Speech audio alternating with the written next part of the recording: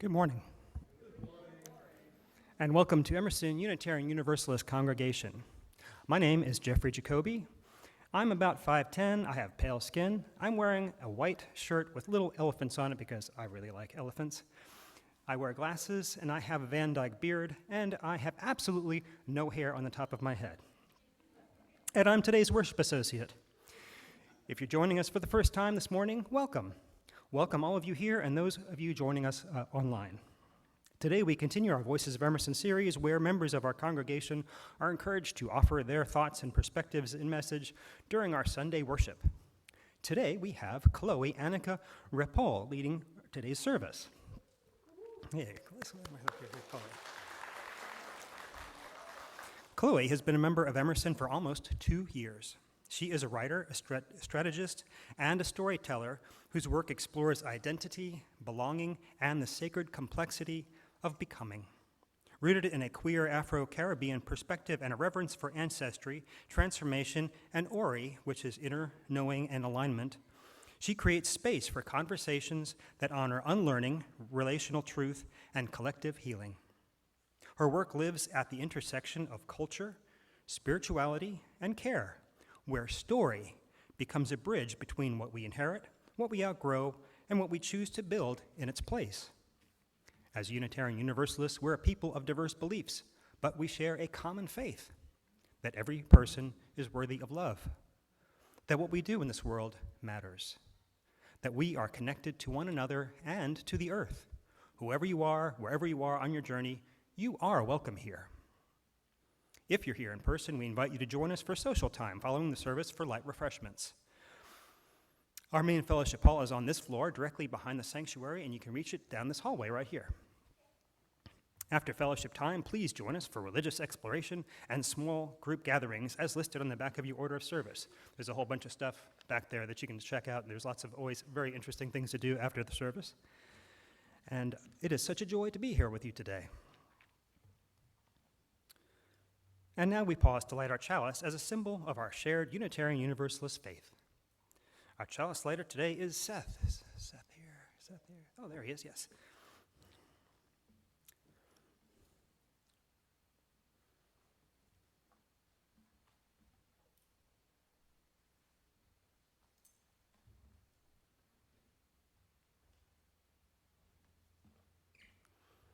Our chalice lighting words are from James Baldwin. Not everything that is faced can be changed, but nothing can be changed until it is faced. Thank you, Seth. And now, in the spirit of love and the beloved community, let's share in our congregational affirmation. We need not think alike to love alike. Let's greet and welcome each other to this new day. Those in the sanctuary, please feel free to move around and offer a greeting to those nearby you. And for those online, please use the chat to say hello.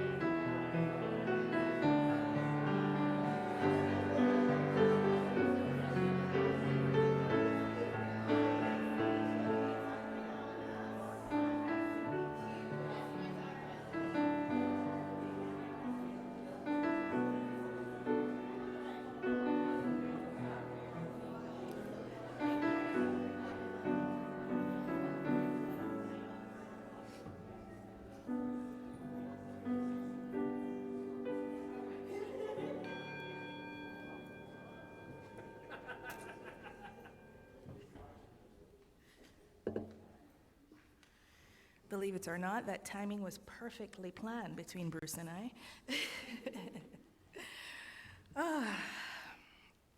Okay, where are we? Here we go. My name is Chloe, or Chloe, Anika Repole. I am a full goddess-figured woman with brown sugar-colored skin, adorned with a few standout tattoos. I'm wearing a black dress and bright red glasses, and my coily hair is covered by a scarf. Sun salutations and good morning. Today we are gathered to do something both simple and surprisingly difficult: to look, not just at the world around us, but at the world within ourselves, the inner scape, if you will. We spend so much time of our lives looking outward, at other people, at our circumstances, at what is happening in the world, and we become skilled at noticing what needs to change, what needs to be fixed, what someone else could do differently. But what happens when we turn that gaze inward? What might we discover then?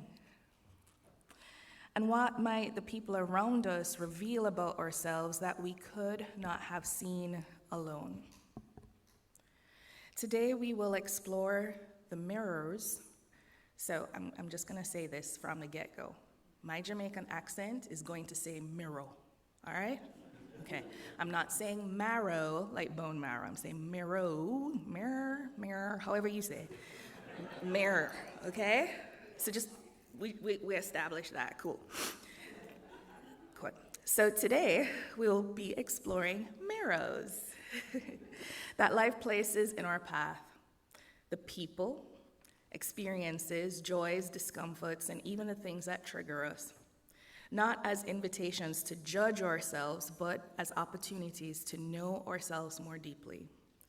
Today, we enter that reflection together.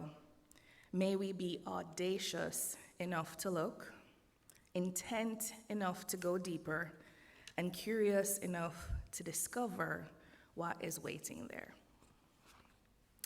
Please rise in body or voice as we join together in song for hymn 1008. I don't know which hymnal it's in, but it's going to be on the screen. When our heart is in a holy place.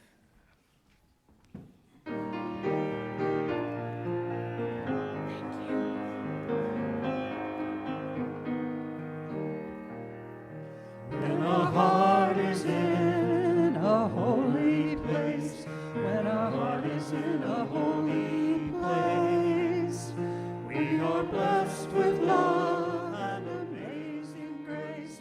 When our heart is in a holy place, when we trust the wisdom in each of us, every color, every creed and kind, and we see our faces in each other's eyes, then our heart is in a holy place.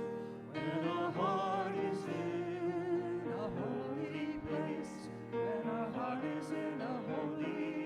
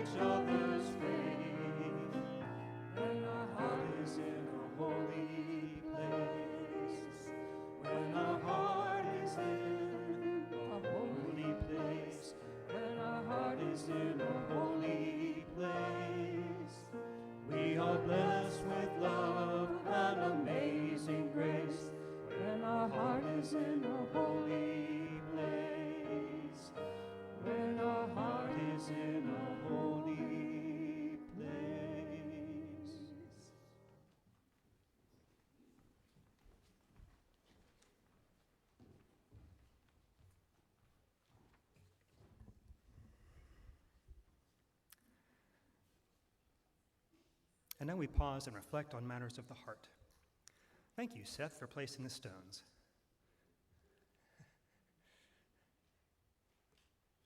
For this morning's ritual, we have water and we have river stones. The stones are smooth and the stones have weight.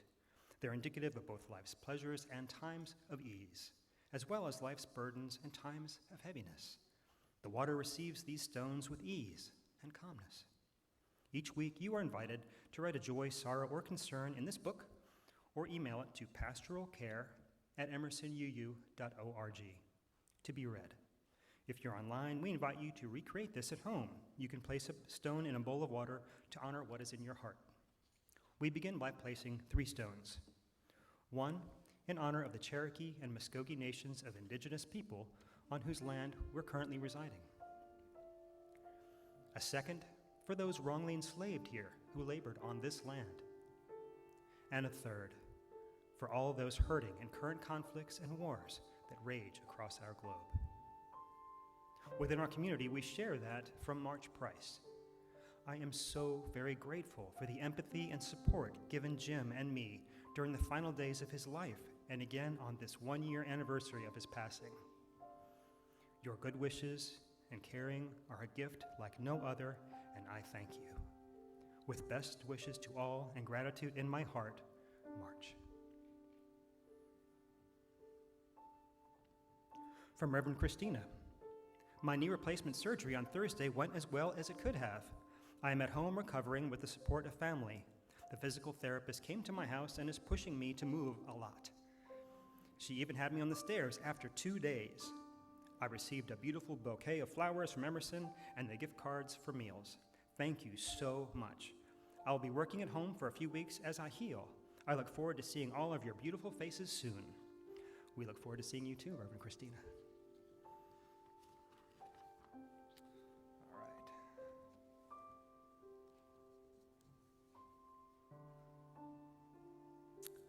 This is one from Amber. A lot has happened since I was last at Emerson. Firstly, I was diagnosed with chronic fatigue syndrome and fibromyalgia. And secondly, I am scheduled to have a hysterectomy next Friday. I could use some love. We give you some love, Amber. And we have one more. This is a mystery one. We don't know who this came from, but I'm going to read it. I am thankful for all the unseen hands that made today possible.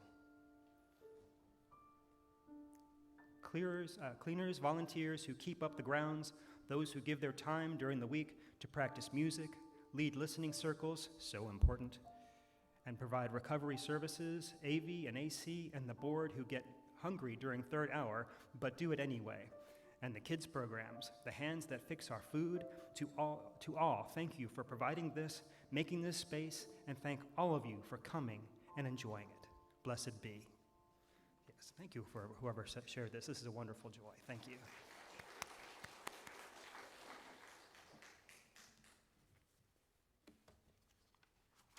And now, in thankful awareness, well, before we do that, Seth, would you please just go ahead and put one more stone in there for anything that's in anybody's heart right now that they haven't shared, and that's just for that. And now, in thankful awareness, let's say the Buddhist prayer of loving kindness. Please read the words with me. May we all be filled with loving kindness. May we all be free from harm and suffering. May we all be well in body, heart, and mind. May we all be at peace. Blessed be. And thank you, Seth.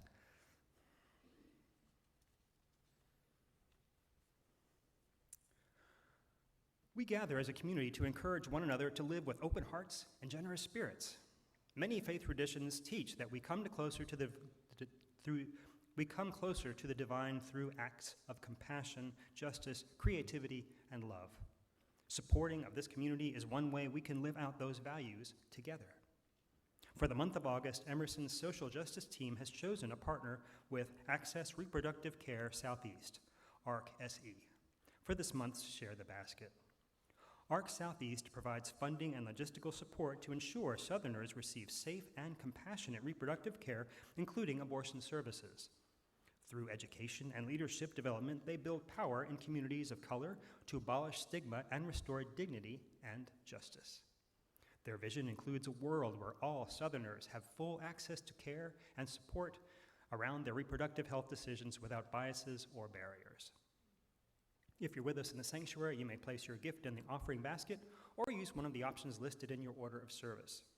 If you're joining us online, please visit emerson.org and select the Giving tab to donate. And for anyone with a sweet tooth, there are lollipops in the basket. Please feel free to take one. The offering will be given and received with much gratitude.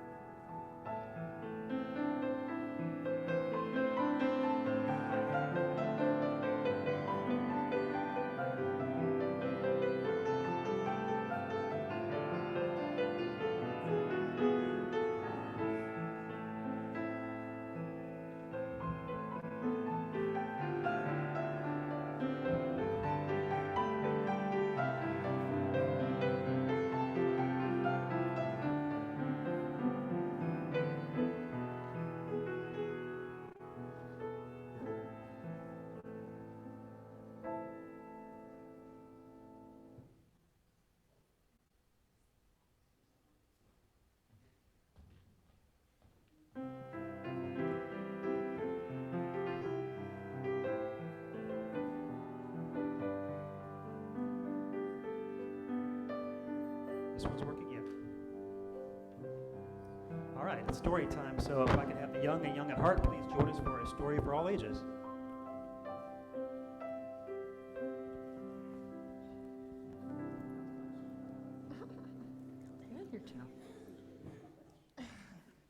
Good morning. My name's Gregory. And as a lot of you know, if you've met my dog before, you know he's got a pretty special story, but some of you all have probably not met him before. And his name's Valentino. And as soon as I get the pictures on the screen, I'll show you why. You might, a lot of you that have met me in this congregation are aware of the fact that Valentino was found on Valentine's Day.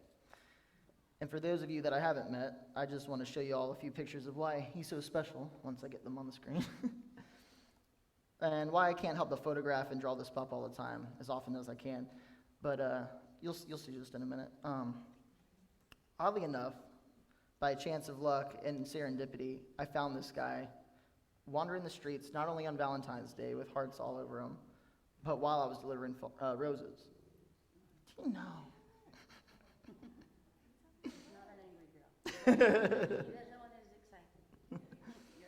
So I came across him in the neighborhood I was actually delivering the flowers to, and he just so happened to be the third Jack Russell I ever had in my life, too. I don't know why the pictures aren't showing up, but there they are. Okay, so as you can see on his side, he's got a big heart right there, his biggest spot on his side. I'll go to the next one. And you see he's got one on his back right there, too, and the tip of his tail. I don't know what it was. And let me go to the next slide. So that was me when I was 5 years old. That was my first dog, Penny. And she had a big brown circle on her back, like a penny. And then you see the next picture, you'll see the flowers I was delivering. So let's go to the next slide as well. As fate would have it, he just happened to be sniffing at a mailbox while wearing a collar and a leash in the road by himself. Not on the beach like you see, but... Yet he wasn't wearing any ID tag and he had no microchip in his skin. So I took him to the pound that day. Yet many people wonder, why would someone leave this precious little puppy in the street by himself at such a young age, looking no older than 7 months old? And let's go to the next slide here. So I know that last picture was definitely AI, but I can't, this is about like my Snoopy picture. So I can only draw so well. Let's go to the next one. So that was like my 20-minute drawing. That was the first drawing I ever did of Valentino. It was way harder than you think. Let's go to the next one. And then that's my latest one that I've been doing of him. Trying to, try to get a little cartoon effect going here. He'll be like the next Scooby-Doo. And let's go to the next one to kind of let y'all get to know how Valentino is, because a lot of people get scared of him at first. He even just growled at Sharon earlier, and I was like, having to tell her, it's okay, it's a love growl. Go back to that slide that we were just on. Yeah, he's very vocal. Advanced one ahead. I just want to tell y'all about Valentino because he's a very vocal dog. His energy is very high but balanced. His vocality, very highly communicative. His prey drive, he likes to, he loves to chase a ball, but he's never caught a squirrel. He's not that ambitious. Socially, he's very socially exceptional. And he's very affectionate, very intelligent, very gentle, very calm. But today, I'm here to tell y'all where Valentino may have come from, because that's what everybody asks. So today I'm here to tell you about a story, and it started way up north, about as north as one can go. Where do y'all think that is? How far north can someone go? Does anyone up? Did you say North Pole? Yeah, that's right. Who lives at the North Pole? That's right, Santa. So our story actually begins in the summer.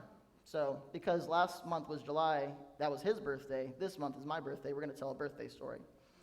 So as y'all know, Christmas in July is actually when Santa Claus and his crew celebrate Christmas. Some people don't know this. A lot of y'all know this, of course, right? But so as they were celebrating Christmas in July, without having work, this particular Christmas, a little litter of puppies for Christmas was about to be born. Ho, ho, ho! These puppies will make great gifts to the children this year's Christmas, bellowed Santa Claus to the puppy as the puppies were being born. Santa, look at this puppy, said Jolly, one of Santa's elves. He has a big hot spot on his side, shaped like a heart. That he does, Jolly. Would you look at that? What a magical little dog. Say, I think I might know someone who could use a little companion like this guy. What do you say, little guy? Are you meant to be somebody's sidekick? Pondered Santa Claus as he held the little heart-spotted pup in the air. Well, after waiting for a few months for the puppy to grow and bond with their mother, Santa delivered many of the puppies that Christmas. But he held on to the little heart-spotted dog, specifically for someone he wanted to give him to. Can any of you guess who Santa wanted to give him to? Me? You think that I'm the most special person that Santa Claus decided, hey, what's wrong? Someone's like making him. It's okay. Anyone guess? It's not me. That was not Santa's first choice. Who do y'all think? Who would a heart-spotted dog go with? Him? Your dad? That's a pretty good guess. Your dad's pretty awesome. He would deserve him. But no, let's see who Santa wanted to give him to.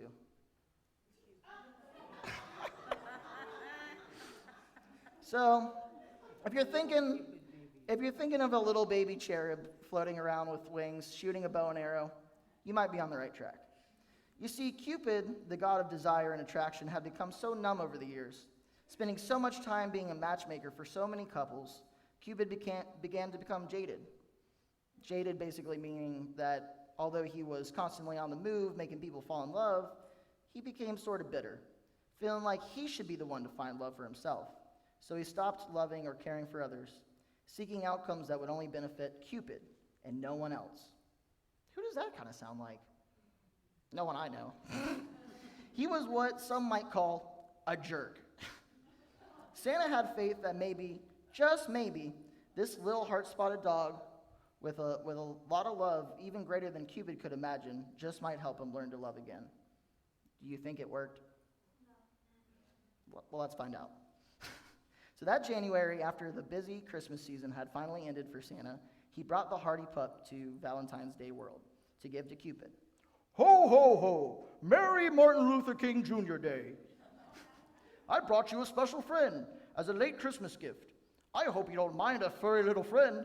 He looks like he'd fit in great around here, chuckled Santa as he presented the hairy gift. What is it? Asked Cupid as he scowled with a look of confusion. What do you mean? It's a dog! Haven't you ever seen a dog before? Questioned Santa Claus as he lifted the dog closer towards Cupid's eyes. Well, I guess it's been a while since I don't remember what they look like. This one is a little too small to be considered a dog, isn't he? As Cupid looked down at the dog, he began licking him in the face. It's okay. What is he doing? His tongue's all over my face. Make it stop, cried Cupid in a state of distress. He's just showing you affection by kissing you, said Santa. What, he's slobbering all over me. I don't like it, Cupid snapped back. It's okay, buddy. You got something to say? Yeah. I'm sorry, if you come in late, he gets upset. It's okay. I'm sorry, Cupid. I thought this guy could make a good companion for you. Kind of like a sidekick for your holiday. You see, he's got heart-shaped spots on him, and he just about loves living. I don't really see the point. How's this going to help me with him having no thumbs, complained Cupid. I think you'd be surprised with what this little guy might be capable of, more than just for the importance of lifting objects, replied Santa. So let's just say Cupid didn't love this idea. Yeah. He wasn't very much of a dog person, as anyone with eyes could see, yet Santa was not going to give up on this idea. He left him with the puppy and headed back to the North Pole. Yep, this is exactly where we're at. So Cupid really tried his best, which wasn't really saying much, but he tried. See, what Cupid didn't realize is that this was a working dog, but he didn't know what kind of work he should give him. That's why, after a day of boredom and no play, this little pup, oh, wait, go back. I'm sorry. We got a little ahead of ourselves. This little puppy got into a quiver full of love arrows, you see, and he just got, imbued with love magic. You see a pink mist rose from the arrows and kind of circled in his little love heart. But this really made Cupid mad. He'd been struggling for a while to keep couples in love, and he decided that one couple could use a little extra help. And maybe in order to get rid of the dog, he could pawn him off on the sad man. Let's see that sad man. He had been trying to recover from his broken up relationship. So Cupid disguised himself as a human and stood outside a flower shop waiting for a specific man to walk out. You there, good sir. You look like you could use a good-looking gift for your good-looking sweetheart. I see you have a dozen roses there. What could go better with roses than a dog, huh? Cupid shouted at this man. Yeah, I guess so, sure. How much is the dog? Asked the man. Well, because it is a holiday, I will have to charge double. But I'm going to say it has to be, what's a lot of money? $20. Cupid auctioned off the dog. Sold, the man shouted as he quickly took out a $20 bill from his pocket and handed it to Cupid as he handed him the dog.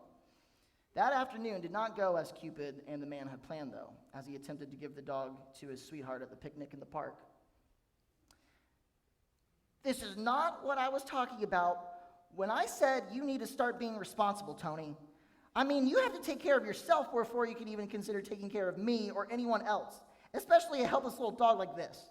You're being ridiculous, and if you thought this could get me back, you are mistaken, said the woman as she tried not to look at the adorable dog. But Angela, I thought you always wanted a little dog like this, said Tony. Yeah, I do, but not if it's going to be like this. Not with you. I told you last week that I'm done with you. No dog is going to change my mind. Angela barked back as she walked away from the picnic that Tony had prepared. "Wait, Angela, come back!" Tony shouted while he sprinted off after Angela, leaving the dog behind. So I think a lot of y'all know where this story goes from here. Somehow, some way, this dog wandered from a nearby park into a nearby neighborhood. As I was wandering into the same neighborhood, delivering flowers, I came across this little dog. And when I came up on him, I called for him, and he ran up to me with no hesitation. That day, the first name I called him was Rex, because he looked so, strong and proud, even though he was a tiny little dog. It was just a dog name, and I took him to the pound. And they told me at the animal shelter that if no one claimed him, that he'd be available for adoption exactly a week later. Turns out that next Tuesday, a week later, happened to be a Fat Tuesday. It was on this other holiday known as Mardi Gras, and that's him at the pound. On Mardi Gras, on the 21st of February, that year, 2023, it was on this holiday that he earned the nickname Valentino Martino Rex, because there's actually a Rex parade at the Mardi Gras where they crown the king, Rex meaning king. So with the power of love, he's become a Valentine for people every day, everywhere he goes. And we'll show the last slide so y'all can see what one day his Valentine's Day cards might look like. Oh, it cut off the last picture, okay. But this one will be a great card too, so. Anyway, should we, no, what? I think he's trying to get to it. I love that picture because he just looks like he wants to get out of that cage so bad. So, should we sing our song of dedication?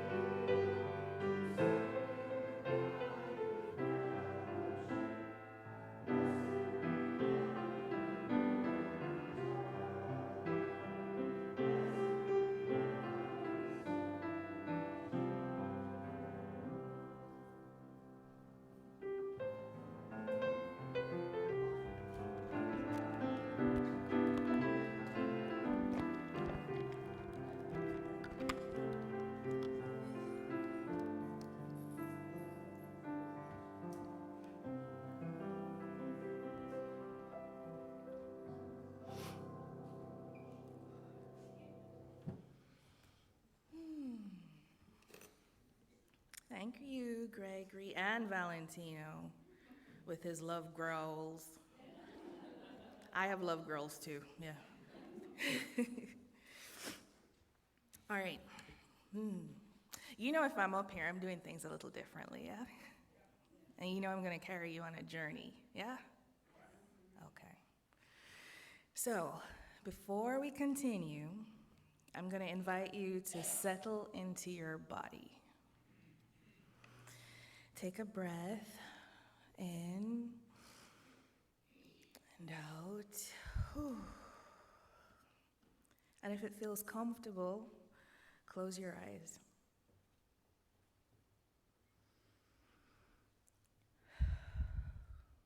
Notice what is happening within you, not what you think you should be feeling, but what is actually here. The breath, the body, the thoughts, the sensations, the places that feel open, the places that feel guarded. For a moment, there is nowhere else you need to be. Nothing you need to fix. Nothing you need to perform. Simply notice.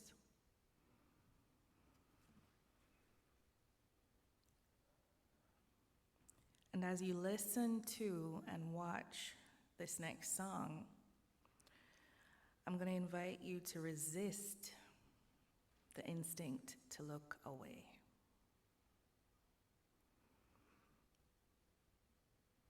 Notice what moves you.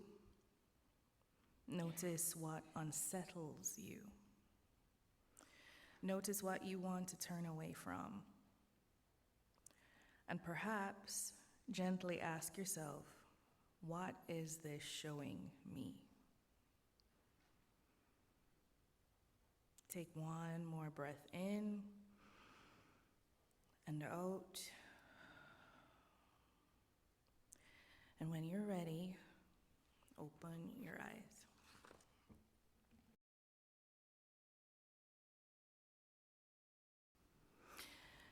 I want to take a moment to repeat the chalice lighting words by the sage and luminary, and in my opinion, saint, James Baldwin.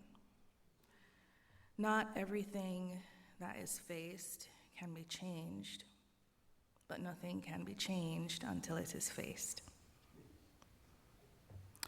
I may be preaching to the choir because, after all, I'm in a room full of you-yous.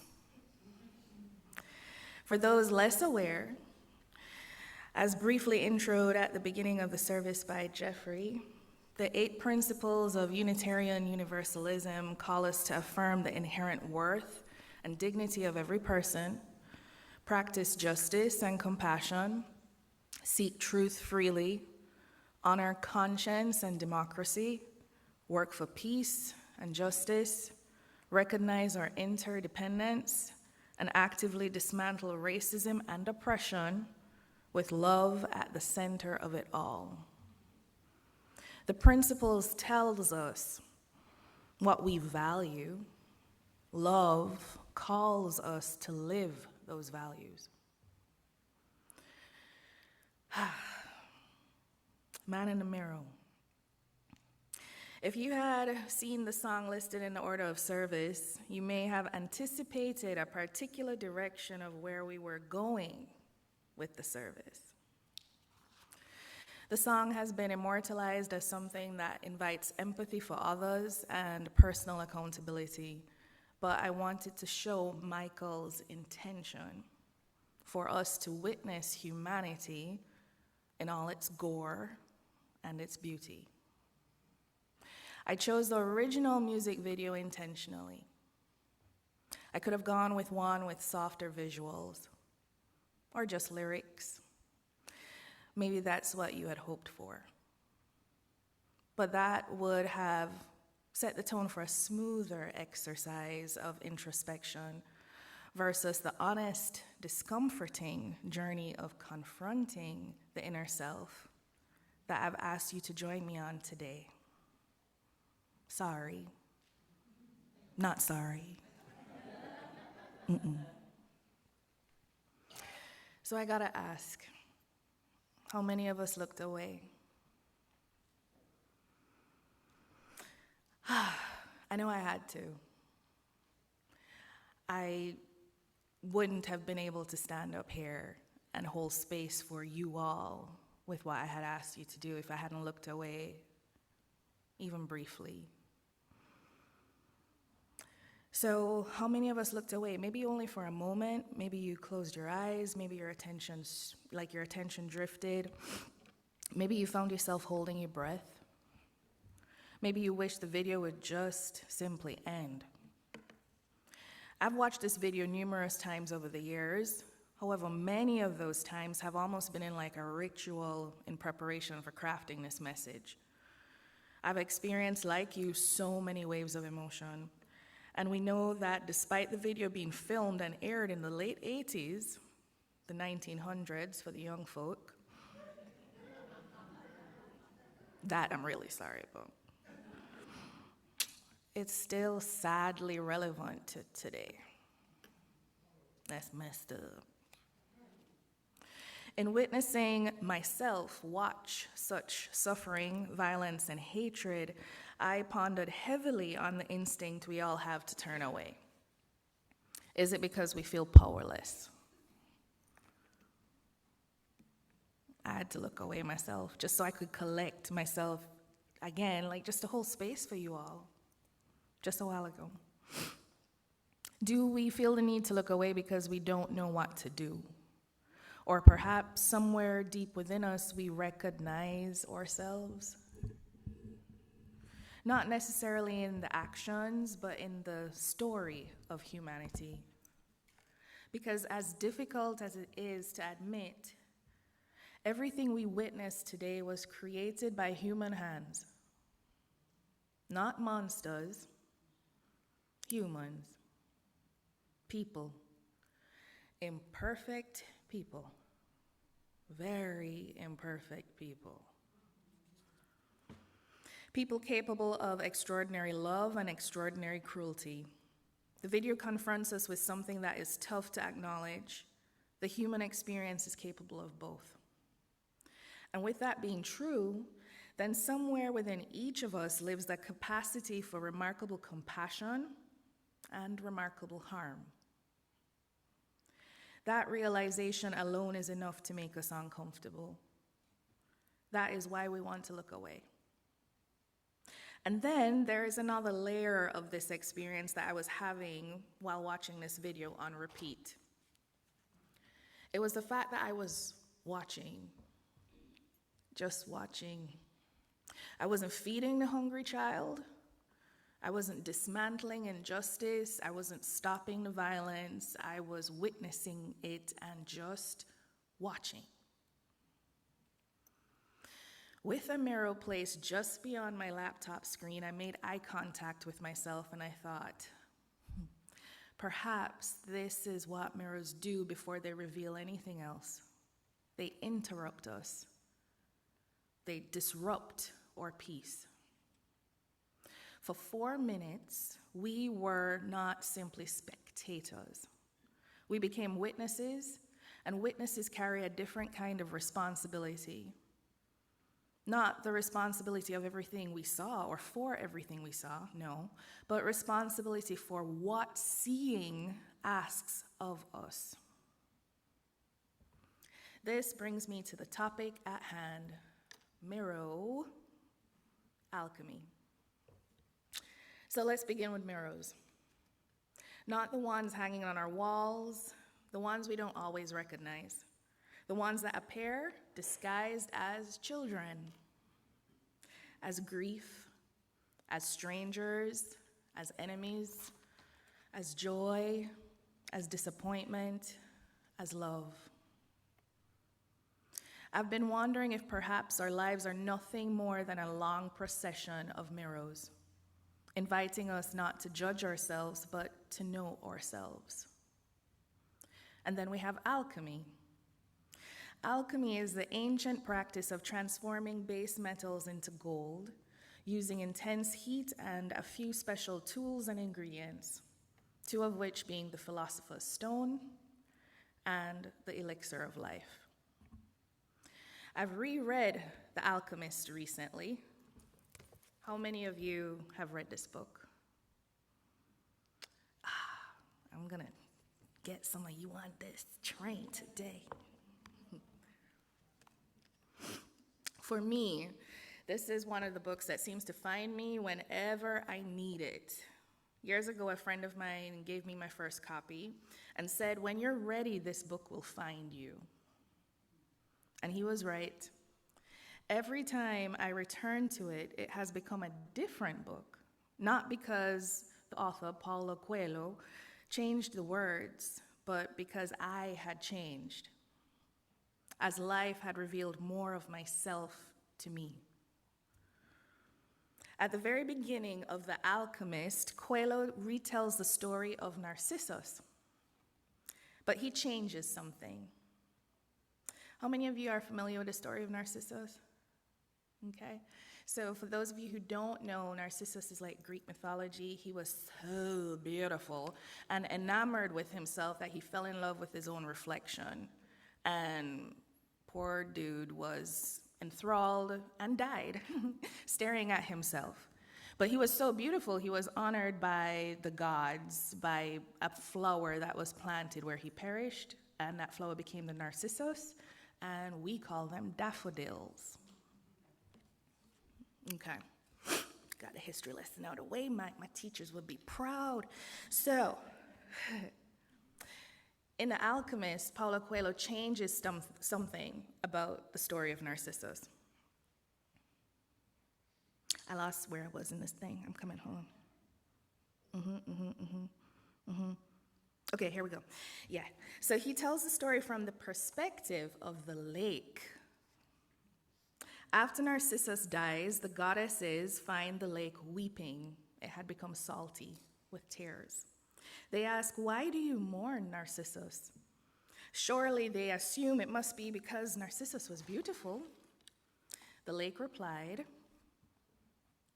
"I weep for Narcissus, but I never noticed that Narcissus was beautiful. I weep because each time he knelt beside my banks, I could see in the depth of his eyes my own beauty reflected." I've never been able to let go of that part of the story because I don't think the main protagonist in that excerpt is Narcissus. I believe it's the lake. I've wondered, did the lake know it was beautiful before Narcissus arrived? Or did it take another's gaze for the lake to discover something that had always been true? Most people hear the name Narcissus and immediately think narcissism. That's where it comes from. That's the term. Vanity, self-absorption. But I've begun wondering if we've misunderstood the story a little bit. Not because Narcissus wasn't captivated by his own reflection. He certainly was. The dude died for it. But because he never went any deeper. Water was our first mirror. Long before polished silver, long before glass, long before mirrors hung in our homes, human beings came to know themselves by kneeling beside rivers and lakes, looking into water. Water was humanity's first mirror, and Narcissus remained at the surface. I wonder if the story is not a warning about vanity, but rather something else. What might have happened if he simply stepped in? What if the thing that could have saved him was just waiting on him to immerse himself in it? Y'all following me? The surface of the lake only mirrored his beauty, but sinking into the waters for even a moment and taking a sip could have saved him and perhaps transformed him. There's another character in this myth that we don't talk about nearly enough. Echo. How many of you know that Echo is part of the story? Echo loved Narcissus. And somewhere along the way, she disappeared until nothing remained but her voice, the echo. Another reflection, another mirror. And so I've been thinking a lot about Echo too. Not because she loved someone who couldn't love her back, but because she slowly surrendered her own voice while waiting for someone else to tell her who she was. I wonder how many of us have done that. Guilty. Repeating family stories, cultural stories, stories about what success looks like, what beauty looks like, what faith should sound like, what being enough is supposed to mean. But if you think about it, an echo cannot survive in softness. It must be reflected by something that is hollow and hard, the antithesis of vulnerability. Echoes don't survive in the softness of vulnerability. They can't. And vulnerability asks us a question echoes cannot answer. What does your own voice sound like? And how vulnerable are you willing to be to listen to it? So going back to the story laid out in the novel, the full novel now of The Alchemist, the novel follows a young shepherd searching for treasure who encounters an alchemist on his journey. But like every meaningful pilgrimage, the treasure is never simply the destination, it is the person he becomes while searching. He learns to trust his own heart, he learns to listen to it, he discovers that what he believed was waiting for him somewhere in the world had quietly been growing within him all along. He becomes transformed, he becomes an alchemist. This, for me, is mirror alchemy. Mirror alchemy is not becoming obsessed with ourselves. It is pretty much the opposite. It is the willingness to look deeply enough within ourselves that we might begin seeing beyond ourselves. Y'all still with me? I see people close their eyes. I'm hoping y'all meditating and not sleeping. I'm just calling you out. I can see your name tag, Laura.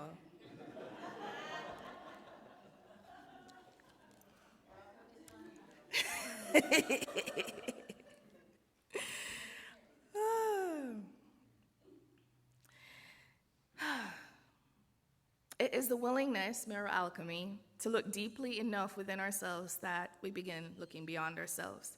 It's also an invitation to look beyond others. As a student of psychology, Carl Jung has accompanied me for many years. One of my favorite observations of his is this: everything that irritates us about others can lead us to an understanding of ourselves.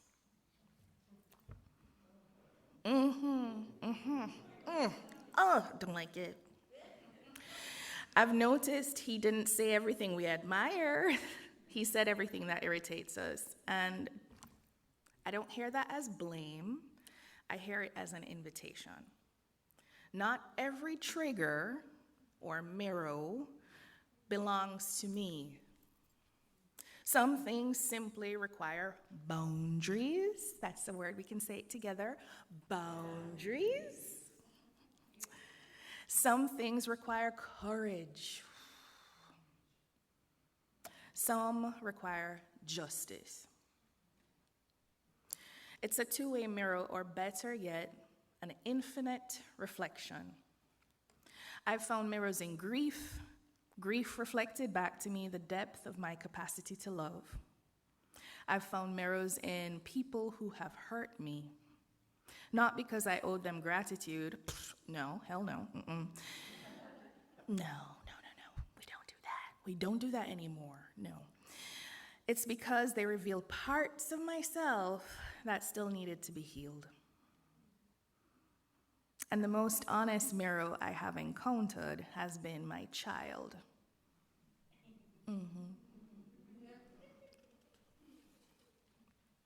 Children have a remarkable way of returning us to ourselves. Seth has reflected back to me parts of myself I had quietly packed away.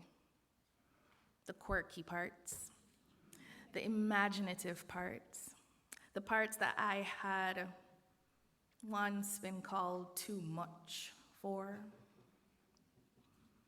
My muchness is back, though.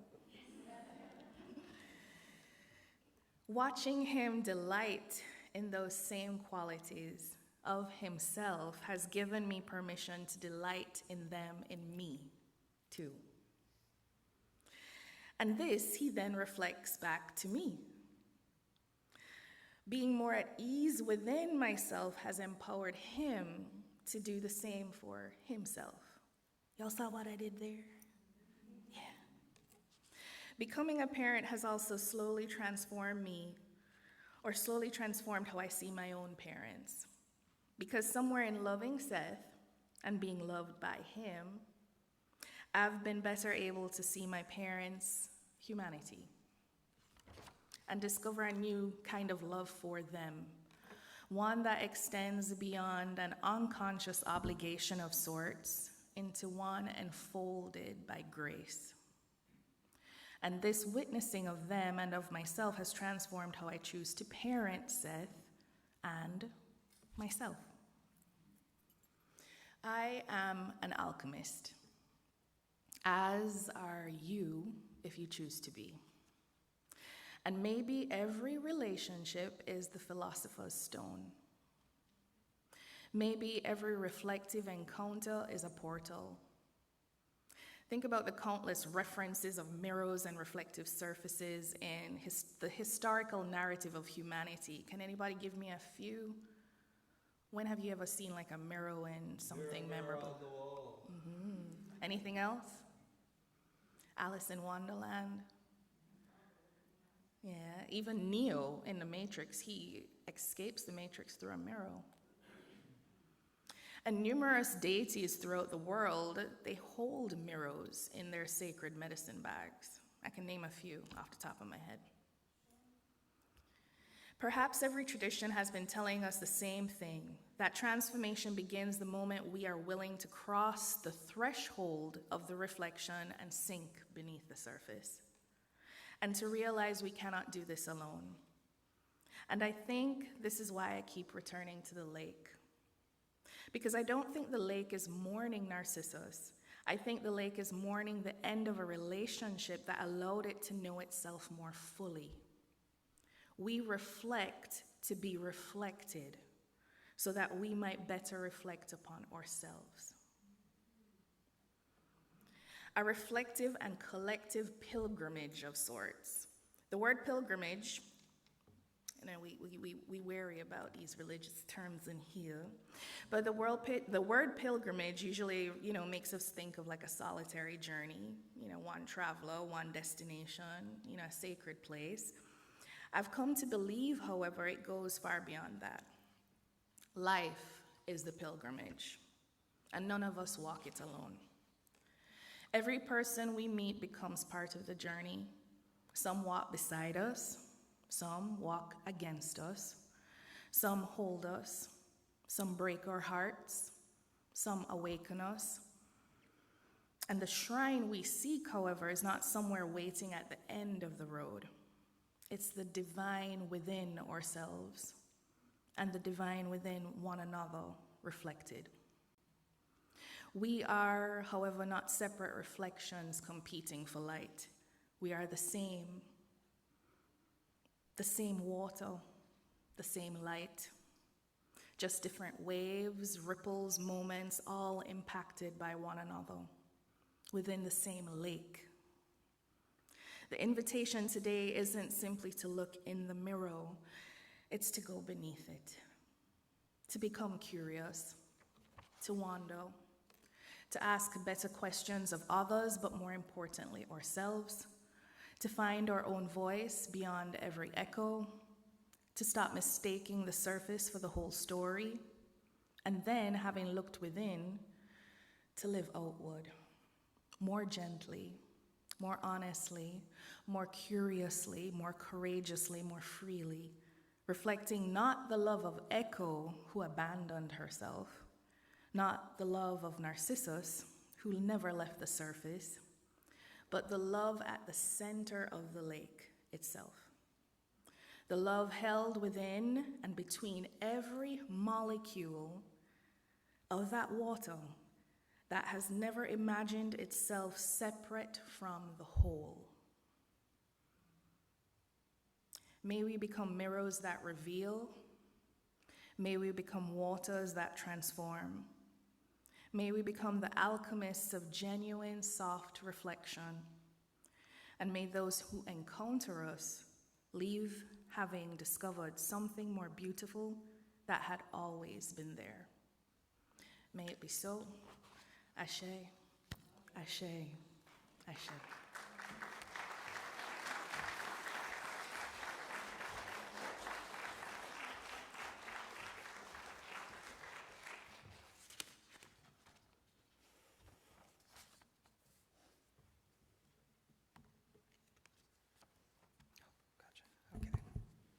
Thank you very much, Chloe, for sharing that message. And please join us again next week. We are continuing our Voices of Emerson. Will be coming to a close soon, and our guest speaker will be Michael Lukens, and it's going to be the annual Blessing of the Backpack service, so make sure to bring your backpack and be here next Sunday. Get your backpack blessed. And now our closing hymn is a video. And Chloe has a few words to say about this video. Here she comes. So I was asked when people knew that I was coming back to do Voices of Emerson, somebody had said, so you going to let us dance again this year?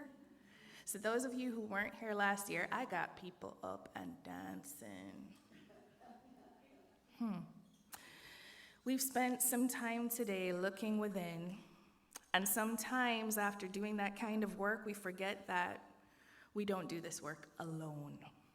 We're here together, in relationship, in community, in this strange, beautiful, messy pilgrimage we call being human. So I want to leave us not simply with something to think about, but with something to feel. This next song is an invitation to come back to the room, back into our bodies, back into one another, to remember that reflection isn't only about looking inward. Sometimes we discover ourselves in the joy we create together. So if you feel like moving, move. If you feel like singing, sing. If you feel like smiling, smile. And if you feel the love,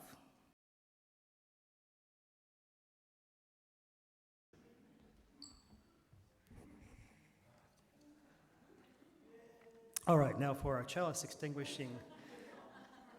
Seth, would you like to join me to extinguish the chalice, please? Thank you. Almost forgot about this part. I was having so much fun dancing.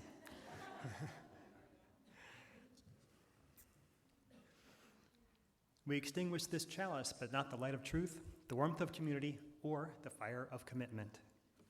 These we carry in our hearts and out into the world until we are together again. And as our service ends, go in peace and take peace wherever you go.